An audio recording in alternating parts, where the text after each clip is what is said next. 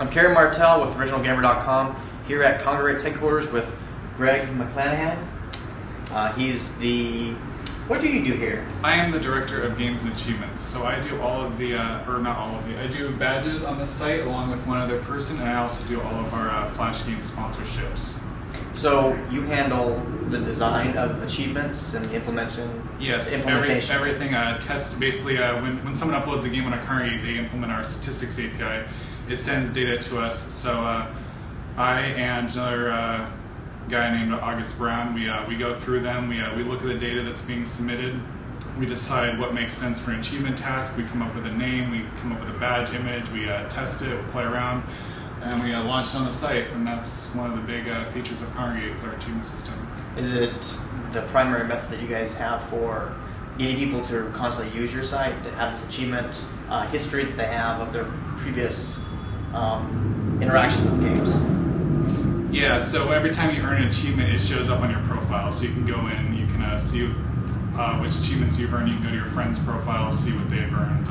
When you go to a little badges page, it tells you how many times a specific achievement has been earned, so you can get a sense of just how difficult it is or how rare it is.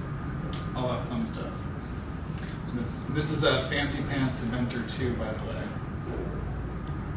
Fancy Pants. Yep. Is that because he has fancy? I guess he does have fancy pants. I can stick me with. Pretty much everything about him is pretty fancy, including his hair. But I guess the pants especially are pretty fancy. So how did you come to work for Kongregate? I heard you're like one of the first employees. I was the first employee. I was hired back in August 2006, right before the site launched. I basically just applied to a listing on Craigslist, so I didn't even really know anyone who worked here. I just got lucky. Again, the site hadn't even launched. It just basically, oh, I need a job, applied for it, and ended up just blowing up into this huge thing. That's cool, because like usually when you apply to a job posting on Craigslist, you don't get what you think you're going to get. Yeah, I'm not sure if these are typical results, but it's definitely... So do you have like any sort of game design background? Because you're obviously creating like achievement systems, gamification of games itself. So how did you, what prepared you for that? Well, I've always really been into games. I actually worked at a GameStop store when I was in high school and college, and then when I was in college, I was the game reviewer for my campus newspaper. So I played a lot of games, thought a lot about them, wrote about them. And then when I started working at Kongregate, that was actually before we had the achievement system, and so I didn't really have a lot of experience with that directly. I had played a lot of Xbox Live games with achievements, and I'd always had some complaints about how they were structured. Sometimes the achievements, they're just trivially easy, like if you think about a game like Prince of Persia where you get an achievement just for loading up the game. Some that are just ridiculously grindy, difficult. A lot of just kind of weird, funky design with the achievements. And so when I started out at Kongregate and I started the achievement system, I wanted to address all these issues. I wanted to have a system of achievements where each one was meaningful, it was not overly frustrating, long, grindy to get. Basically, I wanted to highlight the best parts of the game. I wanted to basically use the achievement system to bring out what's most enjoyable about the games at Kongregate. Also, a lot of it's just thinking about what not to do. I actually wanted to avoid a lot of the sort of annoying achievements that I saw other sites do. And what I found was that I'm not always successful at this. Sometimes I make an achievement or two or a couple hundred every now and then that maybe don't quite live up to the standards. And what happens is the players, they get very upset about this, and sometimes they downrate the game, and it's a bloodbath on the forums. So because of the way that the achievements are designed, they will actually downrate the entire game. Oh yeah, absolutely. So I'll actually get suggestions from developers saying like, oh hey, I think there should be an achievement for like beating every level of my game 10 times or something. I just I'm like, no, trust me, you don't want to do that for a number of reasons. So you guys really, you don't just like whatever the designer wants for the achievement to be, you don't just make that. You guys actually work it out like a collaboration between Kongregate and the developer. Usually the developers aren't terribly involved in the process. Most of them, their mentality is like, we implement the statistics API to our game, we upload it to Kongregate, and then you guys figure it out. Basically, you've been doing this for years, you have all the information, and then usually we contact them if we have a question or if there's a technical problem with the way they've implemented our API. Sometimes developers will be a lot more involved. they'll actually, they'll have suggestions, and then we definitely will talk with them. We'll have an ongoing conversation, and we'll be like, okay, well, I'm thinking about doing this. Is that okay with you? I definitely never want to make a badge that the developer game would not be okay with. So if they're expressing interest in being involved in the process, then it's definitely something I like to encourage.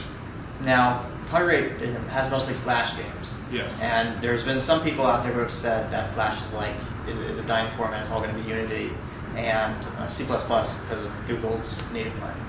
What do you have to say about that? Well, at Carey, we do support Unity. We can basically support anything, so we're not super die-hard on any one particular format.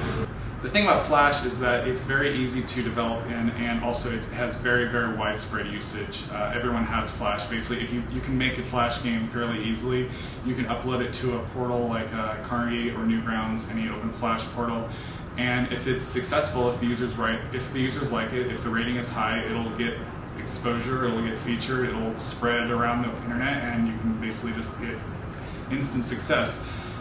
Some formats like Unity, they're definitely very promising. They have a lot of cool stuff they're doing. The problem with developing right now, though, is there's a bit of a chicken and egg problem with that. A lot of other portals aren't hosting a lot of Unity games, so there isn't a whole lot of motivation to develop in them quite yet.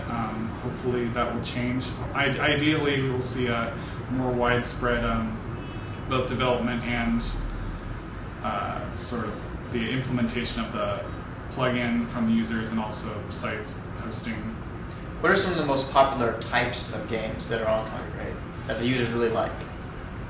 That's a really tricky question because a lot of the most popular game types are actually unique things that are a little bit different from. See, we can right here we can see a Fancy Pants 2 being played, and that's sort of a stylized platformer game. But a lot of Flash games that are really popular on Kongregate are a little bit more unique and different. They don't fall into an easy genre that could be defined more. It's hard to classify. Yeah, it's a little harder to classify. So what are some of the really unique games on the site that you can't easily classify? So one game comes to mind is Infectonator. Basically, it's a game where the goal is to wipe out the human race by turning everyone to zombies. And the whole idea is that you basically you click somewhere and you create a virus, and they all start running around. They infect each other. And the idea is you want to sort of pinpoint a nice spot with a lot of people clustered around, and also you get special powers where you get really powerful zombies that go around to help kill people and convert them to zombies. So basically stuff like that. It's not really something that you would see on a console, partially because maybe that sort of simple gameplay of just clicking somewhere isn't really enough to hold up a AAA $50 title. So that's one of the advantages of Flash, is you can do short games with really unique little mechanics that you can play around with for a couple hours and then move on to something else, and it's not a big deal. So Kongregate has a lot of games. Yes. Almost all of them are very indie games that are developed by huge companies. What are some the submission requirements for your site? We're pretty relaxed. Basically, anything that's not pornographic, obviously obscene, hateful, it has to be your own work. It has to not have copyright material. Other than that, it's pretty much just whatever you want to submit. There isn't really a lot of hoops you have to jump through. It's a very, very simple, easy process. Just takes a few minutes. You basically just go to Kongregate, hit upload game, have the Swift file, you just put it up, and that's pretty much it. And then users will start rating it, and if users like it, and if the rating is high, then we'll notice it, we'll put it on the front page, and then you'll probably be asked to implement our statistics API, and then lots of success and victory and fame. And so do you guys pay the developers? Or we share ad revenue, and we also have a contest. Basically, the top rated games weekly and monthly get a cash prize, and also we share the ad revenue on the site that's generated. And we have an additional share, I believe it's 25 to 50%, depending on whether the game is sponsored by us, exclusive to us, or if it implements our APIs. So thank you so much for the interview. I'm sure all our viewers really enjoyed it. Thank you. All right, thank you.